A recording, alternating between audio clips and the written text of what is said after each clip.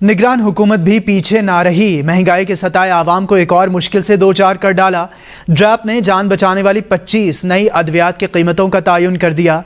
अद्वियात की कीमतें रीजन में मौजूद भारत की निस्बत कहीं ज़्यादा रखी गई हैं। वफाकी काबीना ने अद्वियात की कीमतों के तयन की मंजूरी दे दी। देखते हैं इस्लामाबाद से नदीम चौधरी की ये रिपोर्ट।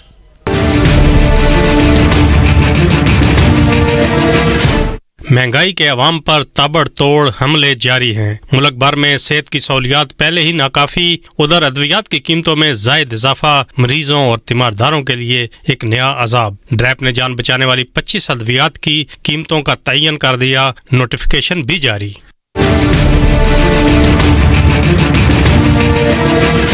नोटिफिकेशन के मुताबिक फेफड़ों के कैंसर के इलाज के लिए रजिस्टर होने वाली नई दवा लोरेका की कीमत 8,76,857 रुपए मुकर्रर की गई है, जबकि भारत में यही दवा 2,90,000 रुपए में दस्तयाब है। इस तरह कैंसर में इस्तेमाल होने वाला इंजेक्शन बोरिटिजमेब की कीमत 17,513 रुपए कर दी गई है। दमा के मरीजों के लिए इनहेलर की कीमत 1,390 रुपए मुकर्रर की गई है। हेपेटाइटिस के इलाज के लिए इंजेक्शन की कीमत 10,275 रुपए कर दी गई। पैरास्टामोल और डिहाइड्रोलिडीन की नई कीमत 20 गोलियों की कीमत 192 रुपए मुकर्रर की गई है। मलेरिया में इस्तेमाल होने वाली क्लोरोकीन की कीमत 1,007 रुपए कर दी गई। इन्फेक्शन में इस्तेमाल होने वाली दवा ज़ेरबिका की कीमत 15,356 रुपए कर दी गई, जो महंगाई के सताए अवाम की कुव्वत खरीद से बाहर है। वफाकी काबीना ने अद्वियात की कीमतों के तयन की मंजूरी वजारत सेहत की सिफारिश पर दी।